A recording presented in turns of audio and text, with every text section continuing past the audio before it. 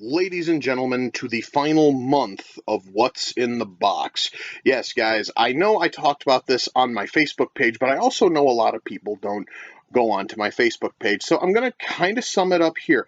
I am going to be discontinuing this series on YouTube. I'm going to be discontinuing What's in the Box after this month.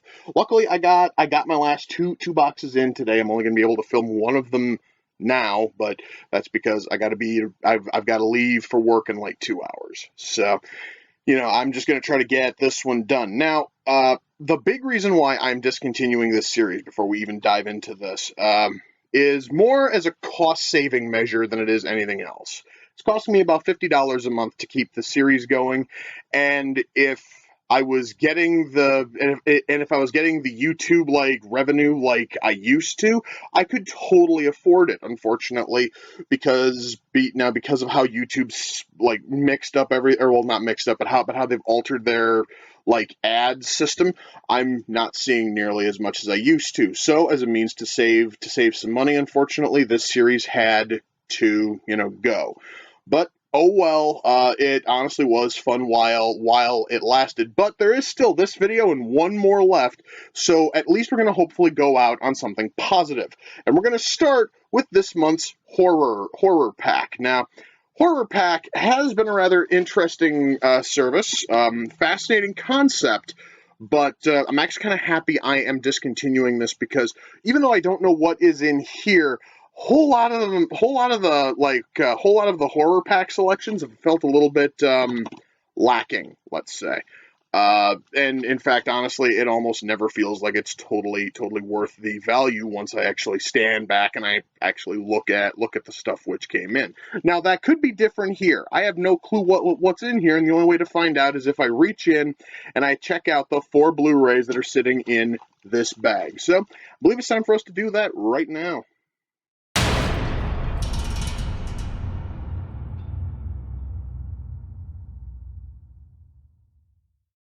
All right, let's see. Which one do I want to start with? I think I'll start with one of the ones in the middle. Let's go for this one. It is autographed.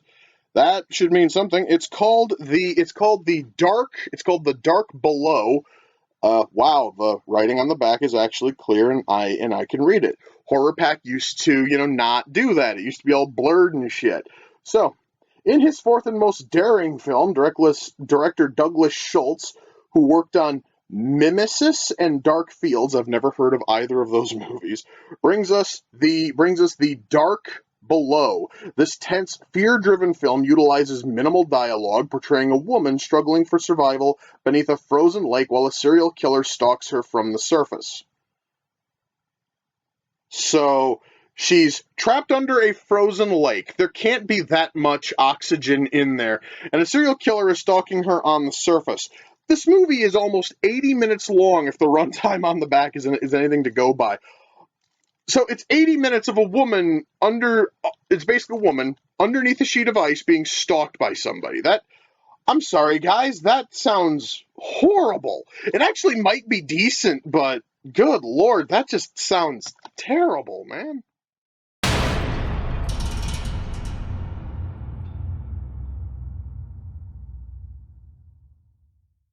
Well, that first one wasn't quite as good as I had hoped. Seriously, that premise just sounds horrible. Anyway, why don't we see if we can rebound from that? Let's pick one of the ones on the outside here. We'll go for this one. What do we got? We have Poker Night. Okay, the title is interesting. How do you catch a killer when he's holding all the cards? That apparently is the tagline on the back. In this twisted thriller, a young detective becomes an unwilling participant in a sadistic game of cat and mouse when he's kidnapped by a masked serial killer. I'm noticing a serial killer pattern here. In order to survive, the detective must use the wisdom imparted to him by senior detectives on their regular poker night. Ron Perlman, Giancarlo S. fucking Esposito, who apparently was on Breaking Bad, that means nothing to me. Titus Welliver, Michael Eklund, Ron fucking Eldard and Larry Large co-star, or Corey Large co-star. So basically, a fucking detective listens to a bunch of older cops as they impart wisdom on poker night, and that's all supposed to tie into finding a serial killer. That might actually be fascinating. I'm not really sure. It really doesn't sound that interesting to me though. I think guys, you may have noticed the problem with fucking horror pack is a lot of the movies are just not that interesting. Okay, at least to me, a lot of these do not sound that interesting. This thing might actually be good, but I just have no idea, dude.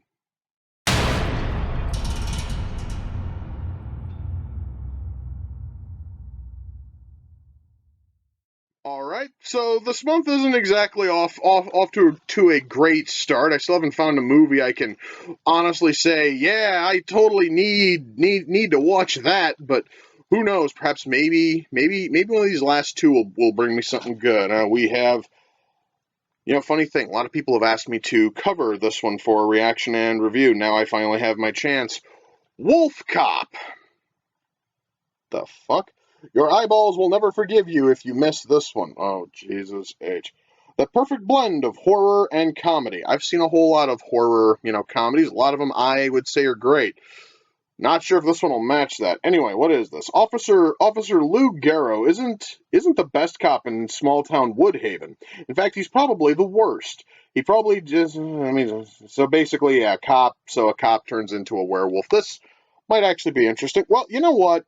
I'm actually kind of happy I have this one because people have been begging me to cover this one for a long time, and now I guess I have no more. I have no more fucking excuses. I finally have a copy. I guess I can finally cover it. So that's a minor positive. Still doesn't look like that interesting a movie, but hey, at least now I've got a copy. So that's sort of a positive.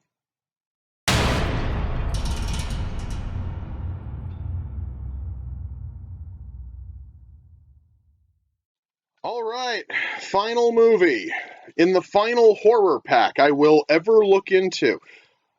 Good God, I'm really hoping for this one to be good because I really haven't gotten anything great out of this one so far. So it is Pumpkinhead 2, Blood Wings.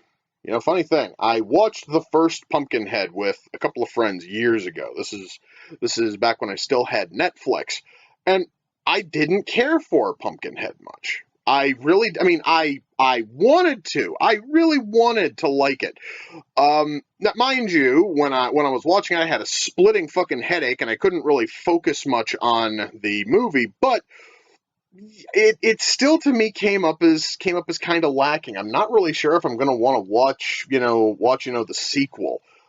I might. Who knows? Who knows? And fuck, who knows? Perhaps maybe I'll go and I'll find Pumpkinhead 1 in the, bargain bin, the same bargain bin that they pulled this fucking thing out of. And I might actually, be into Pumpkinhead if I watch it without a headache and wanting to fucking die. So, yeah, not really sure about this one at all, man.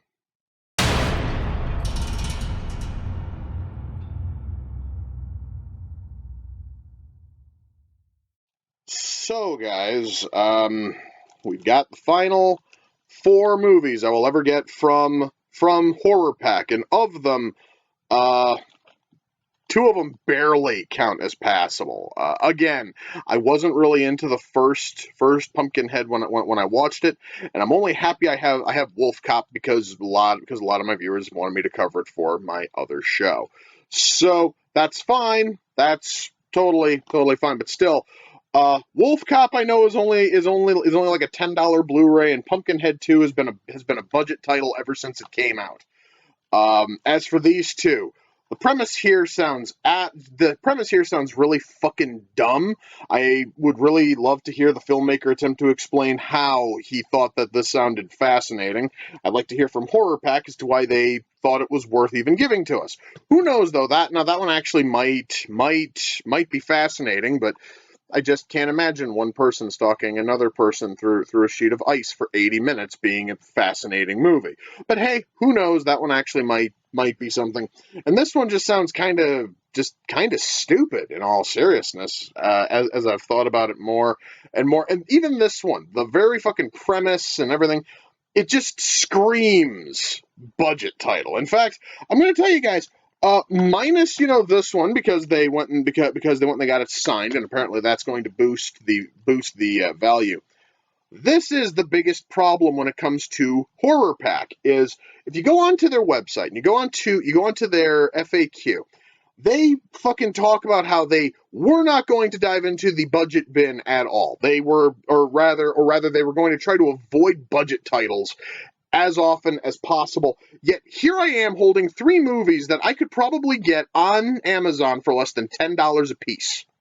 All right, these are budget titles. Okay, 3 out of your 4 are budget titles. The only reason why this one isn't is because it's a Horror Pack exclusive, which basically means it's going to be coming out on Blu-ray in actual stores in probably about a month with maybe like a $20 price tag on it. So you're basically getting a movie before it officially comes out. But then everything else is the same kind of tired garbage you could walk into a Walmart, a Kmart, a Shopko, a Target and buy for less than $10 a piece. For the same like $25 I spent a month on this, I could go onto Amazon and I could buy movies I actually have hope in and probably get about 4 of them because I know how to hunt for deals. But still, again, out of all of these, like the only one I have any real kind of hope for is this one, and that's because so many people have spoken real highly of it. So I can't really say much else. See, guys, you know what? I'm actually kind of happy that I have discontinued my plan with Horror Pack, and the big reason is not only, guys, have they straight up lied about the whole fucking avoiding the bargain bin as often as possible when at least 75% of the movies I've gotten from them have been budget titles. The other problem is I really am just not. I'm not interested in about 90% of the shit which has been sent in. I mean, look, guys, I can totally tell you straight up when I got that fucking Hellraiser 2-pack, when I got Sleepwalkers, and when I got Children of the Corn, I loved that. I was so happy because all of those are great movies. Sleepwalkers I had high hope in. I watched it for reaction and review and fucking loved it. It was a good movie. And then there's shit like the fucking, and then there's shit like the fucking Collector, which I watched for the series and it sucked. Reanimator, which I would have loved if I didn't already own a copy. Saw 5, which would have been tolerable if I didn't already have a copy, and if it was a better entry in the Saw series than fucking 5. Yeah. God, what other ones are in there? I got fucking Final Destination 4 at fucking 1, point. If you want to know how big a budget title that is now, you can get the first 4 Final Destination films on Blu-ray for about $15. Okay, that is a budget multi-pack. They gave you 1/4 of that multi-pack and tried to pass it off as something good, or worse yet, they send you sequels without sending you the first. So we have Pumpkinhead 2, but I don't think they've ever sent Pumpkinhead 1. They gave us fucking Laid to fucking Rest 2. I looked it up. The first one was never released on Blu-ray, so that, and the first one you can't even get on fucking DVD at a reasonable price. Prices on that thing are fucking insane. So yeah, just the system is ridiculously flawed, and they opened up a second pack service, and they actually had up like a survey that people could go and vote for what the next pack should be, and they had all these great options: sci-fi pack, comedy pack, action pack, anime pack. You could have voted for any of them, and what the hell did they go for? Thriller pack. To be honest, this one markets itself as a fucking thriller, okay? So imagine shit like this in a pack very similar to Horror Pack. It's basically going to be more of the fucking same.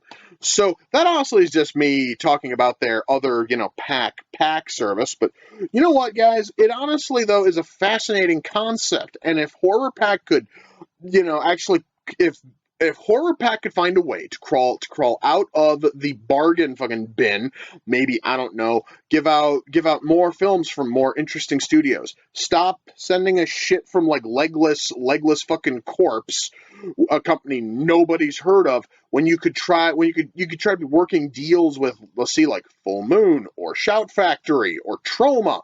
Almost any of them would probably be willing to give you like discounts on movies if it means people are going to get their product, and therefore may lead to them buying more.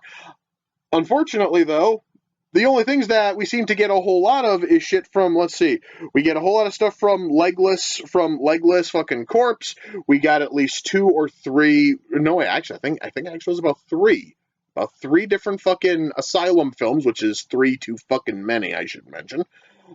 Just really nothing like any. There really was nothing of real interest when it came to my time with Horror Pack. Now, mind you, that honestly is just me, and my taste differs greatly from a whole lot of other people. So, you honestly may have better fucking results if you sign up with Horror Pack. Mind you, some people honestly are probably looking at these four movies and going, "Oh my god, these all look awesome." And if you honestly are one of those people, rock on, go right ahead and sign up for it. Personally, it just wasn't for me, and I'm kind of happy that I have discontinued it, because I'm right now just swimming in movies from them that I'm probably never going to watch, that I still have to take down to my local shop and at least try to like recoup a little bit of what I spent. However, considering the fact that most of them are budget titles, I'm not going to be getting much for any of them. Anyway, guys, that is going to do it for this installment of What's in the Box. Tune in the next couple of days, and we'll be taking a look at the final comic bento I will ever open, which almost has to be better than what I got here. That honestly, though, is just me. Just wow, this one was incredibly under fucking whelming. Anyway, guys, that is going to do it. Do it for me today. Until next time, guys, take care. Peace.